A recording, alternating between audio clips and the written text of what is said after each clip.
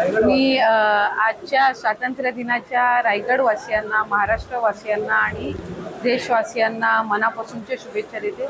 या निमित्ताने ज्यांनी स्वातंत्र्यासाठी आपल्या प्राणांची आहुती दिली त्या सर्व स्वातंत्र्य सैनिकांना, क्रांतिकाऱ्यांना सुद्धा आणि त्या तमाम नागरिक जे त्यावेळेला आपल्या स्वातंत्र्य मिळवण्याच्या चळवळीमध्ये सहभागी झाले त्यांनाही या निमित्ताने अभिवादन करते। आणि खऱ्या अर्थानं आपला महाराष्ट्र, आपला देश हा विकसित करण्याच्या दृष्टिकोनातून पुढच्या कालावधीमध्ये जे काम आदरणीय पंतप्रधान नरेंद्र मोदी साहेब यांच्या नेतृत्वाखाली होणार आहे त्याच्यामध्ये रायगड जिल्ह्याचा, महाराष्ट्राचा सुद्धा सहभाग हा विकसित भारत तयार करत असताना विकसित महाराष्ट्र हा तितकाच अग्रेसर राहील अशी या निमित्ताने सदिच्छा व्यक्त करते। अर्ज आहेत, प्रत्येक जिल्ह्यातला जो काही आम्हाला डेटा मिळालेला आहे तो आम्ही जिल्हाधिकाऱ्यांच्या माध्यमातून सुपूर्द केलेला आहे। तिथं स्क्रुटिनी होईल।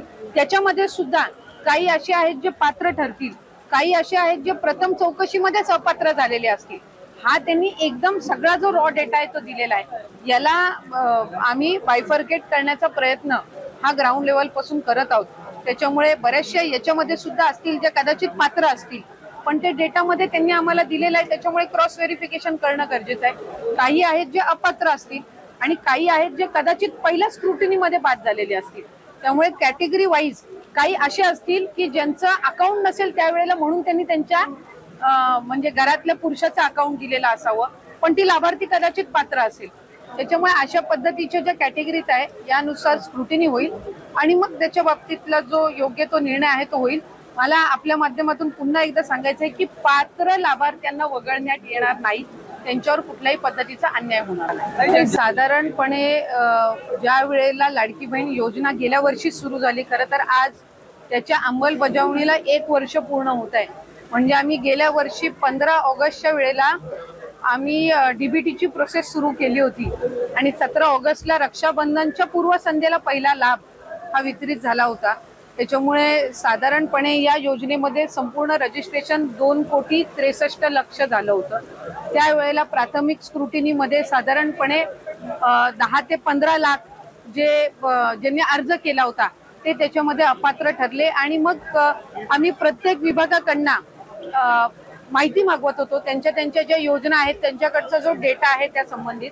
जानेवारी महिन्यामध्ये आम्हाला नमो शेतकरी योजनेचा डेटा मिळाला, ज्याच्यामध्ये नमो शेतकरीचा लाभ घेणाऱ्या ज्या महिला होत्या त्यांना त्याच्यामध्ये 1000 रुपये नमो शेतकरी मधनं मिळत होते, म्हणून 500 रुपये आपल्याला लाडकी बहीण मधनं देणं होतं। तर त्या पद्धतीचं आपण इम्प्लिमेंटेशन केलं।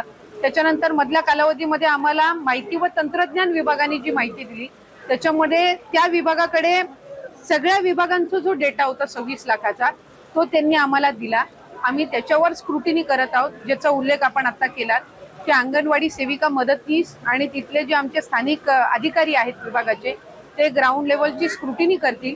माझे आपल्या माध्यमातून सगळ्यांना आव्हान आहे की ही जी योजना आहे ती आपण ज्या गरजू महिला आहेत त्यांच्यासाठी आपण त्या ठिकाणी दिलेली आहे। त्याच्यामुळे या ज्या स्क्रुटिनीसाठी येणाऱ्या आमच्या अंगणवाडी सेविका आहेत, मदतनीस आहेत, यांना आपण सहकार्य करावं आणि शासन जे काही आहे शासकीय नोकऱ्यांमध्ये जे होते आणि त्यांनी तरी सुद्धा लाभ घेतलेला आहे तर त्या संदर्भातली योग्य ती भूमिका हे शासन घेणार आहे, पण चुकीचा लाभ कुठं जाता कामा नये या दृष्टिकोनातून जी पावलं आम्ही उचलत आहोत याचं आपण सहकार्य करावं आणि आपल्याला वेगवेगळ्या शासनांच्या योजनांचा लाभ देण्यासाठी आम्ही कटिबद्ध आहोत। एक लाडकी बहीण योजनेचा लाभ जर एखादी चुकीची लाभार्थी घेत असेल तर तिला दुसरा कुठला तरी शासनाचा लाभ मिळत असणार आहे आणि त्यामुळेच तिच्यावर अशा पद्धतीची स्क्रुटिनी होत आहे किंवा कदाचित इन्कम निधी त्याच्यामध्ये पात्र होत नसेल म्हणून असेल तर चुकीच्या पद्धतीचा लाभ हा कोणाकडे जाता कामा नये या दृष्टिकोनातून आपण ही स्क्रुटिनी करत आहोत आणि त्याला अधिकाधिक सहकार्य हे लाभार्थी नागरिकांनी करावं असं मी आपल्या माध्यमातून आवाहन करते। आपल्या रायगड जिल्ह्यामध्ये जवळपास 60,000 अर्ज सध्या स्थितीमध्ये स्क्रुटिनी होईपर्यंत थांबवण्यात आलेला आहे। स्क्रुटिनी झाल्यानंतर ज्या पात्र असतील त्यांच्या खात्यामध्ये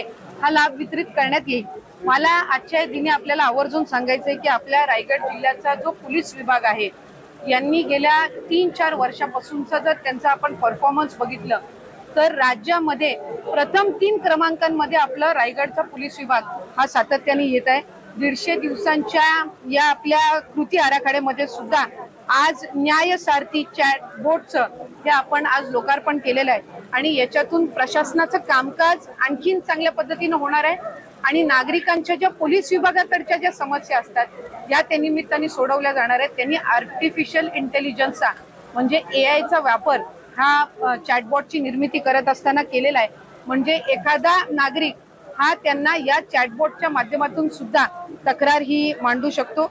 या व्यतिरिक्त त्यांनी डिजी लॉकर वर रायगड पोलिसांचं ओळखपत्र हा एक नवीन उपक्रम त्यांनी हाती घेतलेला आणि हा करणारा रायगड पोलीस विभाग हा पहिला आणि एकमेव विभाग आहे. या डिजी लॉकर वर त्यांची सगळी जी इन्फॉर्मेशन आहे म्हणजे आता त्यांना कागदोपत्री त्यांचं ID कार्ड नेण्याची गरज लागणार नाहीये. ह्या डिजी लॉकर वर त्यांचं ID कार्ड हे एकदा लॉग इन केल्यानंतर ते रजिस्टर्ड राहणार आणि मग कुठेही कागदपत्र फार ID साठी वापरण्याची त्यांना गरज लागणार नाहीये.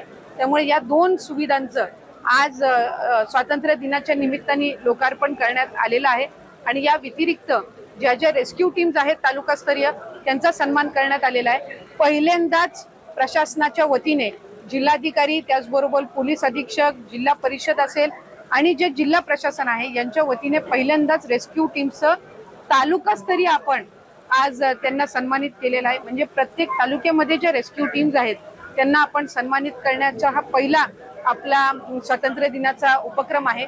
इतर वेळेला आपण ते जिल्हास्तरीय घेत असतो, या वेळेला आपण ते तालुकास्तरीय आपण त्यांना आमंत्रित केलं आणि त्यांचे आपण आभारी त्या निमित्ताने मानलेले आहेत. आरोग्य, वन, पोलीस आणि इतर विभागामध्ये सुद्धा ज्यांनी उल्लेखनीय कामगिरी केलेली आहे 100 आणि 150 दिवसाच्या कामकाजामध्ये सुद्धा जे उल्लेखनीय कामगिरी करतायत त्यांचाही या निमित्ताने आपण सन्मान केलेला आहे. मी सर्व पत्रकार बंधूंचे सुद्धा या निमित्ताने